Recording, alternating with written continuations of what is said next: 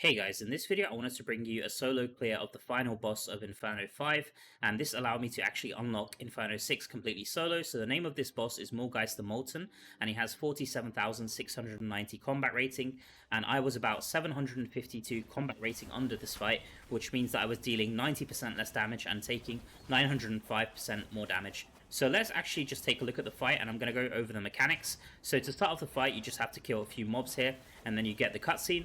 And the mobs are pretty easy compared to the other fight, which is the Inferno 4 final boss. But as you can see, he does three kind of attacks here. So one is like a linear attack, and he usually does about 3 or 4 of these. And then finally he does like a circle attack.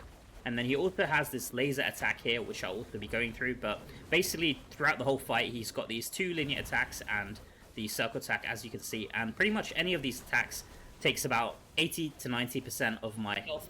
And these lasers actually do hurt a lot. So for the lasers, it's actually recommended that you don't move side to side too much. You want to be standing kind of in the middle between them so you don't take any damage. And then for these, it's really important to kind of have a lot of movement speed or a lot of dashes so you can kind of dash through. So here he's going to start doing one of his more challenging mechanics. At least I thought it was challenging, but it's actually pretty easy to do. You want to be standing in the left to middle, and basically you want to take it one by one for each of these tiles. So you're going to be moving from left to right. I kind of messed it up a bit there, but I will get another chance to kind of play it properly. But as you can see, he's gone back now to doing his basic attacks. So and now we're going to move on to the second phase of the fight. And you can see here he's summoned these magma slugs, and you just have to kill them before they make their way to him. If you don't kill them in time, then he's going to heal up. But basically these are actually really easy to kill. They really don't have that much health. So even if you don't have the combat rating, you're going to kill them really easily, which is nice to see because there isn't basically a huge damage check like the Vogmaric boss of Inferno 4. So now we've moved on to the second phase. He started doing another kind of mechanic, which is the laser mechanic. So this kind of reminds me of the laser affix in Challenge Dungeons, if you've ever played it. It is a little bit more challenging to know when the laser is going to go off, so sometimes I like to save a dash attack and just dash out of the laser. Another thing about these linear attacks is that sometimes they will hit you. Like there's a specific spot where if you're in it, and even if it looks like you're outside of it, it will still hit you. So I think that this is a bug, and Blizzard actually needs to fix it, so I will be reporting it in the partner program. But as you can see here, this is the tile attack, so you want to be moving one by one, and I'm just taking the opportunity to actually hit him while this is going off. So as you can see, he's done a second wave of it, so now he's doing 2 waves, so you have to move from left to right and then back again to the left. And then now he's going to do his laser attack again, and with the spikes. So you will have to kind of worry about these spikes if you're playing in a group, because he does this kind of chains attack, and you kind of have to get the chains stuck on the spikes so you can break them. But I'm going to cover that in a later video. So far it's actually going pretty well for me because I haven't died once. But it is a really challenging fight. Like, I'm making it look easy, but this actually took me like about an hour to an hour and a half to actually learn all of the mechanics. And as you can see here, he's got one final phase, which I'm going to get up to really soon, but he's going to do another one of these lasers. Hopefully I don't get hit by it. There we go, so I just about managed to dodge it there. And now he should be moving on to his third phase, hopefully after these 3 attacks here. So this was actually a really tense fight, and I was really happy that I was able to actually clear it. And I'm really happy because this boss is actually pretty fun and pretty challenging to do, and the mechanics are all pretty telegraphed, so I was pretty happy about that compared to other bosses that require damage checks and such. So there we go. I've made it to his third phase now after clearing the tile, and now you just have to clear 2 of his tentacles here, and these are actually pretty easy to clear. There's no real things that you have to dodge. They do have some kind of circle attack with a circle on the ground that you have to dodge, but that's about it. It's pretty easy to actually clear this. So there we go. I've taken down both of them with relative ease here. And now moving on to the final phase. So his mechanics don't really change that much. It's just that the map gets a lot smaller because now there's lava all around the map, and the lava is going to pretty much one-shot you if you get stuck there.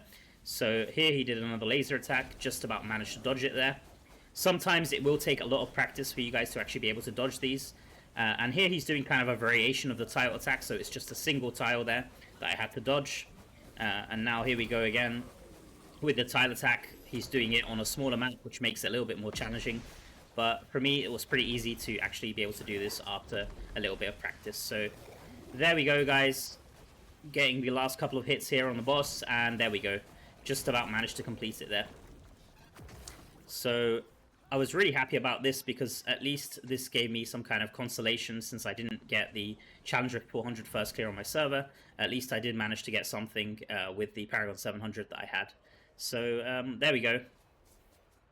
Going to be showing the combat rating requirements for Inferno 6 as well as the dungeon combat rating requirement. So congratulations on unlocking Inferno 6. And we have a new Heliquary boss, Diosprey Sovereign Shade. So let's change difficulty here. So Inferno 5 to Inferno 6. So Inferno 6 is 47,690 combat rating. Do you want to change? Yes, I do. So now we're on Inferno 6. Let's quickly take a look at the dungeon combat rating that we have. So it's 48,115. And that's the same, obviously, for standard and challenge dungeons. And then let's take a quick look at the combat rating of the Heliquary bosses. So for the first one, it's 48,115. Second one, 48,515. And for the third boss, 48,915. This is one of my least favorite bosses. And then for the repeat boss, again, it's 49,315. And then for the final boss, it's 49,915. Almost 50k combat rating for this final boss here. So as far as the Heliquary Gauntlet goes, so for Gauntlet Inferno 6, it's 49,915, and I think that this is going to be an extremely challenging gauntlet this time around, since we don't have the immunity. Here's how the reward for the portal looks like. Doesn't look that interesting to me, if I'm being honest. If you're wondering about the build I used for this clear, I just used my dungeon build in the Tempest 2.0 video that I have on my channel. I'm not going to go in depth into it, but I can quickly show my skills. So I'm using Wind Edge, Roaring Surf, Squall, Flowing Strike, and Crosswinds. And then for the essence, I'm using Look Leeward, Slippery Shell, United Defiance, Windswept Promise, Skyimparter, Morosi Spine, Shriekworth, and then finally Hurricane Hitch. And then for the set pieces, I recommended to use 4-piece Vithu and 4-piece Gloom, but in this case I was using 2-piece Banquet as well, so 4-piece of Vithu, 2-piece of Gloom, and 2-piece of Banquet. And the reason I went for that is just because my Banquet pieces have the maximum combat rating, so I just wanted to have the max combat rating here. And then for the curse properties, I went for 2-piece Lashed, 6-piece Tortured. It probably would have been better to go for 6-piece Lashed, to be honest, but this is fine because you have Squall and also Flowing Strike for the dashes. And then for the Paragon setup, I went for Slinger Tree, and it looked like this.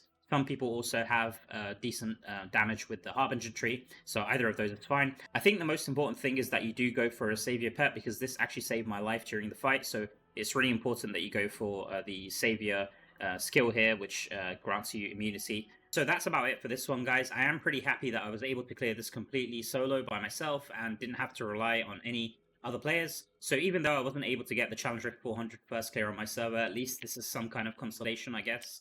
And at least now it means that if I want to pre-farm Inferno 6, I can, because obviously, as you guys know, there is the strategy on my channel where you can actually pre-farm any difficulty that you want.